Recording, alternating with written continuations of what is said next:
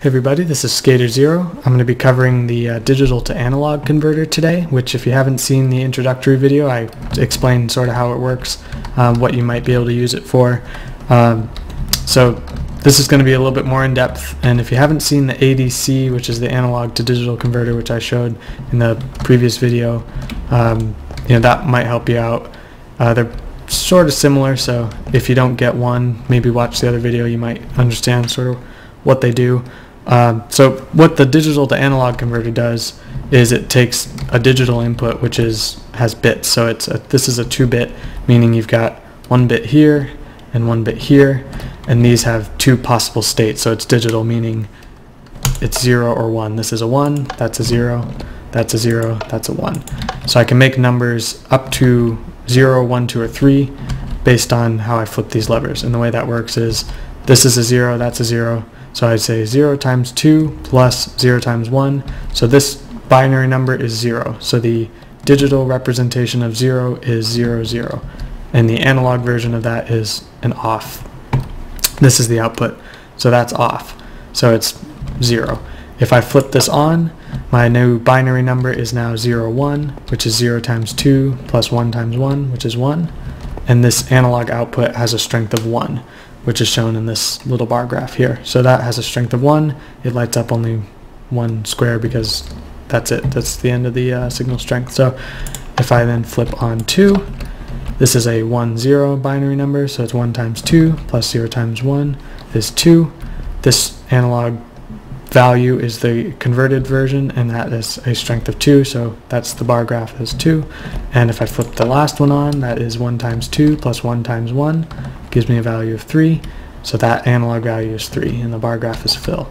So the way that this works is kind of similar to the analog to digital. It's just sort of in reverse, I guess. I don't know. If you've seen that other video and you watch this and you see some sort of similarities in the schematic, it's not by accident. So the concept with the digital to analog converter is you want to start with the largest value you could possibly end up with at the end of the sort of backbone. This is the backbone here. So right here, this value is 3 because that's the largest value I can make with a 2-bit digital to analog converter. So this value is 3. It's kind of a pain in the butt to get that value to be a 3 because running a Redstone signal all the way down to 3, it just takes up a lot of space. So that's what I've got here, a torch going 15, and each of these is getting successively smaller and smaller until eventually you get down to here, and that's 3. So what you're doing is you're starting with the largest value and either subtracting or not subtracting powers of 2 from it. So when I flip this switch, I start with 3, and what I should be doing is subtracting 1. So any switch that's on, we shouldn't subtract because we need to leave that there. Any switch that's off, we should subtract because it's not supposed to be there. So we start with 3, we don't subtract 2, and we do subtract 1, we end up with 2. Likewise, if I flip these, we start with 3, we are supposed to take off 2 so that we're left with just 1. So flipping these switches basically just turns on and off the subtractors, which comparators are able to do. You'll notice that this one here, the torch is on, and that means it's in subtraction mode. So that comparator right there is doing some subtraction. And I'll sort of try to explain how it works. So the 3 value starts here, it's always 3, it gets pushed through this comparator into this one. This one's on subtraction mode, so it's going to take 3, which is going to be always greater than or equal to whatever value you have here. And I'll explain why. The reason for that is that value there depends on the value here and the value of this switch. So the value here is always going to be 2 because I had set it up so that that's 15 and it works its way all the way down to here. That's going to be a value of 2. So the value 2 here, and this is kind of counterintuitive, but this is a value of 2. This block, I guess, is powered with a value of 2, which feeds into that comparator with a value of 2. So that comparator's input, which it's kind of hard to see because the block's sort of in the way, but this is the arrow pointing towards this way, and this is a value of 2 going into it. So it's comparing 2 to whatever you've got here. So when this switch is down, which it is now, this is off, and this is a value of 0. And 2 is greater than or equal to 0, so the value of 2 is going to end up over there. So what happens is this value is either going to be 2 or 0, and I'll show you why it becomes 0. When I flip this switch, this now becomes 15 because I've put a repeater here. So that's 15, that's 2. 2 is not greater than or equal to 15, so the output there is 0. So this block is either a 2 or a 0 depending on how I've changed this. So when this is off, it's a 2, and you can see that it's on right now. It's got a value of 2. It's hard to tell that it's a 2, but it is a value 2. And when I flip the switch, it's now 0. So all it's doing is it's taking 3, pushing it through. 3 is always going to be greater than or equal to 2, or 0. So all it's doing is just taking whatever value you've got here and subtracting it from 3. So 3 minus 0 is 3, and then that value goes on to the next stage. The reason that we didn't subtract 2 is because this switch has been flipped. So if we subtracted 2, we would end up with a number that's too small. We would end up with either 0 or 1. So that's why we don't subtract 2. When this switch is on, this has to be 0 so that you're not subtracting anything from the original 3. And then if I flip this off, the value should be 0, so we need to subtract 2 from 3 if we're going to end up getting to 0. So this now becomes 2. You take 3, subtract 2, and you get 1. And then 1 gets passed on to the next stage. So now this value comes in, it just gets pushed forward by 1, just as it did over there, and then passes into this comparator, which is also in subtraction mode. And this value is either going to be a 1 or a 0, which whatever number you have here should be greater than or equal to 1 or 0, because if you had a value of 3 and you subtract either a 2 or not 2, either way it's still going to be 3 or 1. So it's always going to be greater than or equal to 1 or 0, whichever this happens to be. So right now it's equal to 1 because this is off, meaning we needed to subtract 2, so we did. Now we have 1, and now we need to subtract 1 so that we have 0 as the output. If I flip this on, we don't want to subtract 1 anymore because we need 1 at the output. So this is still 2, we still subtracted 2, we have 1, and then it passes through here. This is now turned off because the same thing, it's the same circuit, so we have a value of 1 here. It's being compared to 15 because that's powering it directly. It's 15. 1 is not greater than or equal to 15, so the output 0. So you take whatever you had here and subtract 0, so you just get the same thing. We didn't subtract 1 because the switch was on, which leaves us 1 left over. Same thing when we switch the 2 on.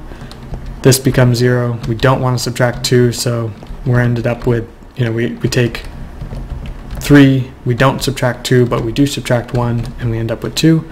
And then if we flip them all on, you notice this one is off, it's 0, because this is comparing to 15, which it's always going to be 0, unless that was 15, but it's never going to be 15 because this value is always 1 and this value is always 2.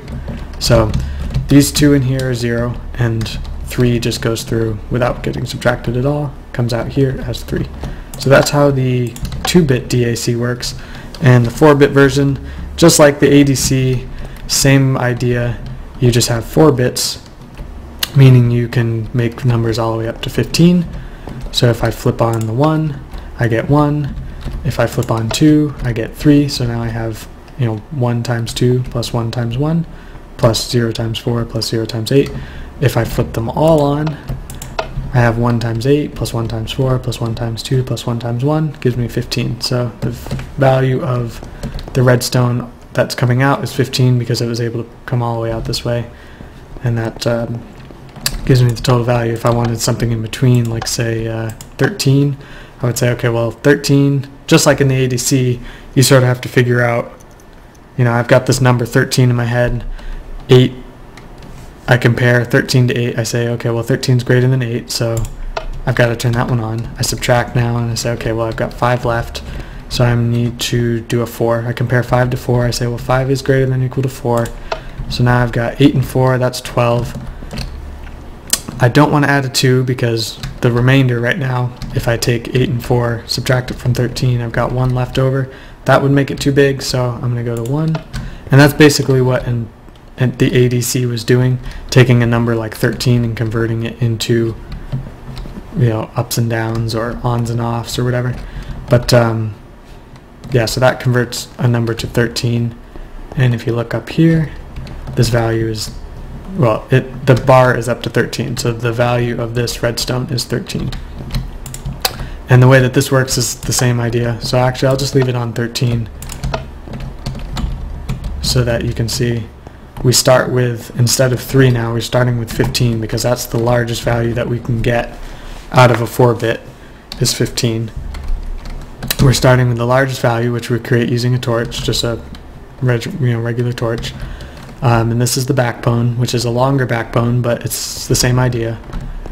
And what we're doing at each stage is the same thing. We take the input, we subtract or don't subtract depending on the value of that that lever. So that lever, if it's in the, right now I think it's in the on position. Yep.